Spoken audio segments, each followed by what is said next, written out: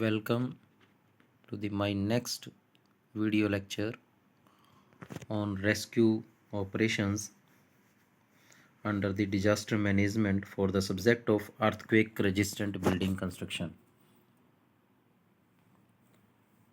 After studying rescue plans, now we have to study about the rescue by steps.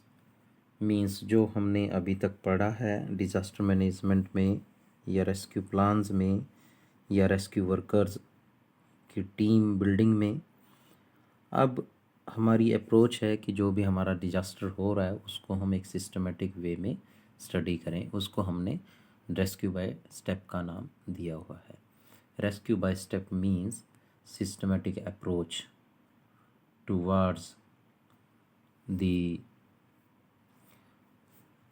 prevention of the or the control of the damage to the collapsed building or damage due to the earthquake, depending upon the nature, type, cause and intensity of the earthquake. So in that case we have an internationally recognized system. Means disaster management का जो ये rescue by step है ये internationally recognized है and it is used by the rescue workers और the rescue team world wide which consist of 6 phases of rescue. इसके 6 phase हैं study करने के और वर्ल्ड वाइड यही 6 फेज़ जो हैं वो ओबे किए जाते हैं। इसको हम रिपीट एक्रोनिम यूज़ कर सकते हैं इन विच R stands for reconnaissance and survey, E stands for elimination of utilities, third phase P stands for primary surface search and rescue, fourth phase E stands for exploration of all voids, fifth phase A stands for assess by selected debris removal, phase number 6 T stands for terminate by general debris removal. Now first phase reconnaissance and survey. Depending upon the type of the structure affected and the time of the occurrence of the earthquake, the rescue team have to go to the site and analyze the disaster and analyze and calculate or rough estimate of the victims for the disaster depending upon the occupancy of the structure. This is all about to be considered in reconnaissance and survey. The number and locations of the persons such as doctors, engineers, medical shop owners, electricians, gas operators, civil construction equipment owners, ambulance services, whether they are available or not. This is to be all and falls under reconnaissance and survey. It means कि सारी की सारी स्थिति depending upon that disaster हमने well in advance उस site पे जा कर के एकदम से दिमाग में लेकर के आनी है। Then second is elimination of utilities. जैसे ही अर्थक्वेक आता है या कोई और डिज़ास्टर आता है तो हमारी जो रनिंग सर्विसेज होती हैं जैसे इलेक्ट्रिसिटी सप्लाई है, if that is still going on, वो ऑन है, वो फर्दर डैमेज कर सकती है हमारे रेस्क्यू ऑपरेशंस में या विक्टिम्स को। गैस पाइपलाइन है बिल्डिंग के अंदर, उसकी लीकेज फायर जो है एक्सप्लोरेट कर सकती है, उसका कारण बन सकती है। तो इन that case elimination of utilities, जो भी सर्विसेज हमारी रन कर रही हैं हमें उनको सबसे पहले बंद करना पड़ेगा। Third one is primary surface search and rescue. अब उस एरिया का हम जो है मुआयना करते हैं। We have to see the site under disaster and we estimate about the entrapped victims. We search their locations. Depending upon their locations, we have to go for the rescue operation, and in that case we also have to estimate that whether the victims are highly injured or highly blooded or heart patients. These type of the studies or primary surface search and rescue should be done. Then next is exploration of all voids. जैसे ही हम ऊपर primary search से यानी उसमें से हमने victims को निकाल लिया, फिर हम करेंगे कि जो भी हमारे पास बिल्डिंग के अंदर जहाँ जहाँ विक्टिम हो सकता है वो सर्च करेंगे, ऑल वर्ड्स। और ये भी पता करते हैं कि भी जो विक्टिम्स हैं वेदर दे आर अलाइव और they are dead, in both the cases they should be untrapped. और इस केस में ट्रेंड और स्किल्ड पर्सन्स की ज़रूरत होती है, वॉलंटियर्स की ज़रूरत होती है या रेस्क्यू वर्कर्स की ज़रूरत होती है। यहाँ पर access by selected debris control सबसे मोस्ट इम्पोर्टेंट फेज़ है हमारा, जिसमें हम काम करते हैं। It is just like to work in dark. We don't know about the actual location or the condition of the victim. We just estimate whether he is alive or not. In that case, debris have to be removed. Debris means collapsed structure, residue that should be taken in hand, and we have to control, or we have to remove the debris by hand, not by machine, because victims are still inside the collapsed structure. Then last is terminate by general debris removal, जो हमारा last phase आता है rescue by step का। इस case में जब हमारी एक एक्सपर्ट की टीम, रेस्क्यू वर्कर्स की टीम, वो अपने सर्च ऑपरेशन में और हमें ग्रीन सिग्नल देते कि now the collapse structure can be removed totally और site clearance can be done, in that case we have to go for the removal of the debris from the site.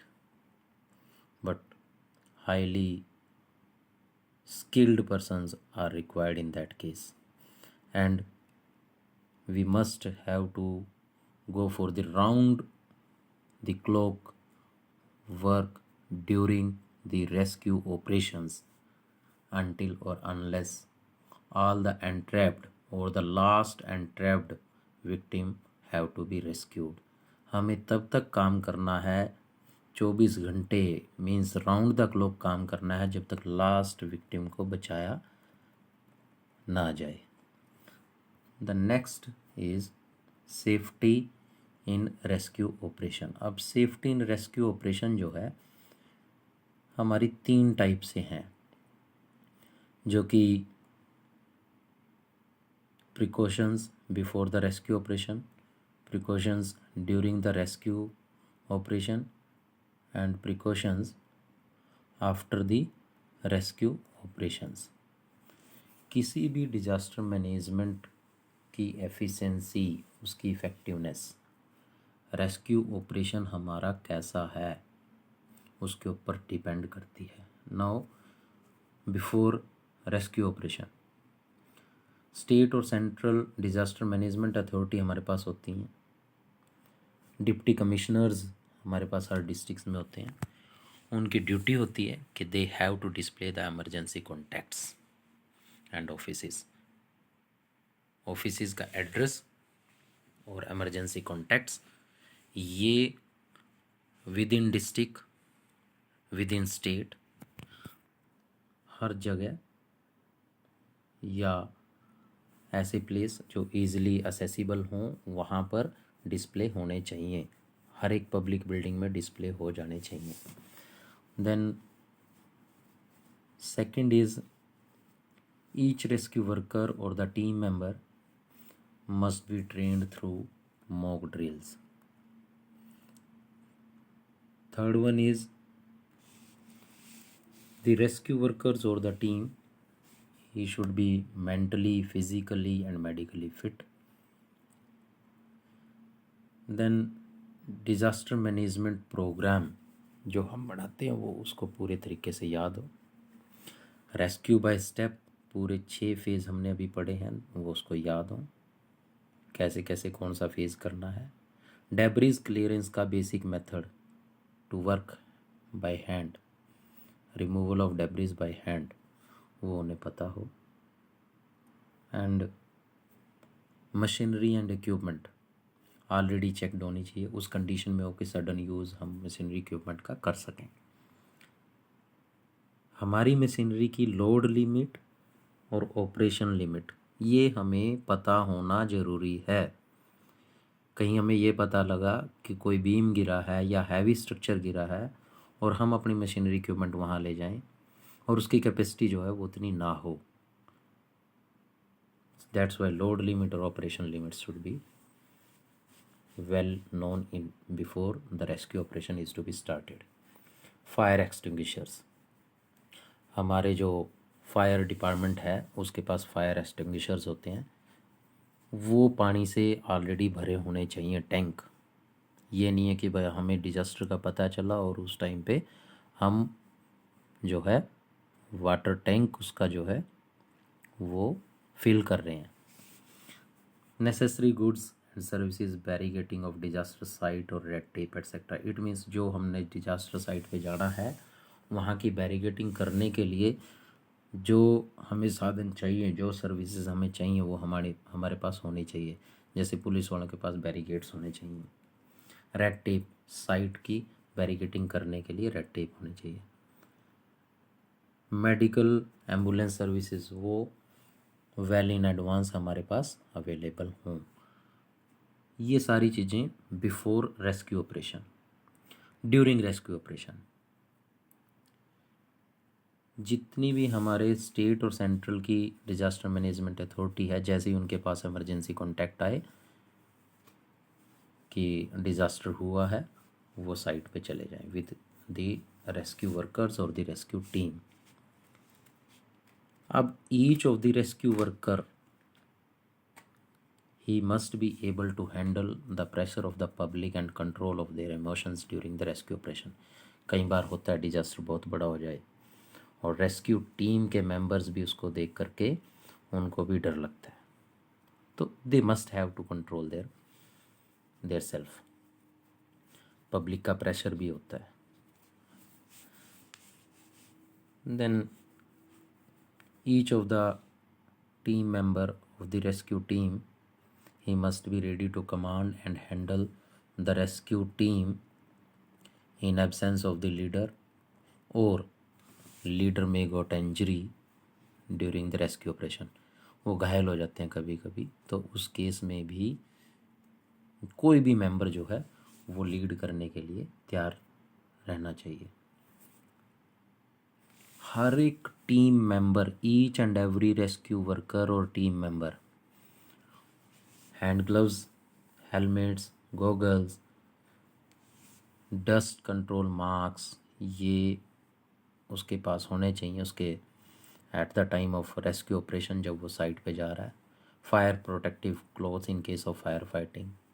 Drinking water होना बहुत ज़रूरी है क्योंकि dehydration हो जाती है. छोटा ऑक्सीजन सिलेंडर भी चाहिए. इस तरीके से ये जो इक्विपमेंट्स रिक्वायर्ड हैं they must be there with. Then debris clearance, मैं पहले भी बता चुका हूँ कि we have to go for the debris clearance by hand to avoid any further types of injury to the victim. In case of machinery and equipment required during the rescue operation, these machinery and equipment should be used under the supervision of the trained person or the expert. जहाँ जिस machine को use किया जा सकता है हम under the supervision of the experts काम करें। जैसे एज शेप्ड टूल है, वो एकदम से हम नहीं चला सकते क्योंकि विक्टिम है हमारे पास, एंट्रैप्ड पीपल है, वो उसको हार्म कर सकता है। Then emergency services round the clock available होनी चाहिए, जैसे मेडिसिन है, फर्स्ट एड किट्स हैं, फूड है, वाटर सप्लाई है या इलेक्ट्रिसिटी है। This should be available on the priority basis. अब जब हम ड्यूरिंग द रेस्क्यू ऑपरेशन काम कर रहे हैं, बहुत सारे विक्टिम्स को हम बचाते हैं, तो depending upon the situation, depending upon the injury, हम ये डिसाइड करते हैं कि who is the first to be treated, किसको हम पहले ट्रीट करें या किसको ज़्यादा ज़रूरत है ट्रीटमेंट की। This criteria for the treatment on priority basis is to be known as TRIES. It must be followed. Then if we are again using that cutting type of the tools or the cutting operation is to be done, then the blades must be kept away from the casualty. In case of lifting operations, proper instructions should be taken care of to avoid the slippage. कभी कभी फिसल जाती है, रस्सी फिसल गई, ऊपर हमने लिफ्ट कर लिया किसी बीम को, वो दोबारा से गिर गया, drop of the load, that should be avoided. That's wise supervision is required, expert supervision. Now the last phase is precautions after the rescue operation. In case of precautions after the rescue operation, first of all the central state disaster management authority or deputy commissioner, they must have to display the name of the team along with their official address and contact, ताकि जिन लोगों का नुकसान हुआ है वो लोग अपने नुकसान की क्षति पूर्ति करने के लिए या उनकी हेल्प के लिए कोई टीम बनाई जाती है और उस टीम का नेम, मेंबर का एड्रेस, ऑफिशियल एड्रेस, ये सब कुछ डिस्प्ले करें। जो भी मशीनरी इक्विपमेंट हमने यूज़ किया है, वो मशीनरी इक्विपमेंट जो है after their use that should be carefully supervised. Under supervision, when we inspected the machinery equipment, if repair and service is required, अगर उसको रिपेयर और किसी सर्विस की ज़रूरत पड़ती है तो that should be immediately to be done, क्योंकि हो सकता है सेम इक्विपमेंट की ज़रूरत नेक्स्ट जो है डिजास्टर के लिए हो सकती है, और next disaster that is not predictable in case of generally earthquake. That's why machine and equipments must be ready at all the time. Next is fire fighting and extinguisher. हमने जो है अभी थोड़ी देर पहले बोला था कि भाई फायर डिपार्टमेंट के पास फायर एक्सटिंग्विशर्स होते हैं, उनको रीफिल करना ज़रूरी है। वो साइड से गए और उनका जो टैंक है that should be refilled. Then installation of basic services and amenities, food है, फूड सप्लाई है, इलेक्ट्रिसिटी सप्लाई है या अनदर सिस्टम्स हैं, मेडिसिन हैं, that should be taken care of. Next is the work of restoration. Under the work of restoration repair and strengthening of the damaged structure or the infrastructure is to be done depending upon the committee report। यानी building को अगर repair किया जा सकता है तो उसको repair करना है। रिहैबिलिटेशन वर्क, लोगों को फिज़िकली, मेंटली और सोशली जो विक्टिम्स थे उनको ट्रीटमेंट दिया जाना है, रिहैबिलिटेशन वर्क। रिकंस्ट्रक्शन, अगर रिपेयर नहीं कर सकते बिल्डिंग की तो कोलैप्स स्ट्रक्चर को बनाएं, दोबारा बनाएं, that is to be known as reconstruction. In case of the reconstruction work, interest free loan or the subsidized loan ये एक अच्छी ऑप्शन हमारे पास हो सकती है उन लोगों के लिए जो अपना खुद का घर दोबारा बना सकते हैं विद देयर, और वो इतना खर्च उठा सकते हैं। और जितने नीडी पीपल हैं, पुअर पीपल हैं, उनकी रिस्टोरेशन, रिहेबिलिटेशन या reconstruction that should be done by the government और the disaster management authority. It was all about the rescue operations. Thank you.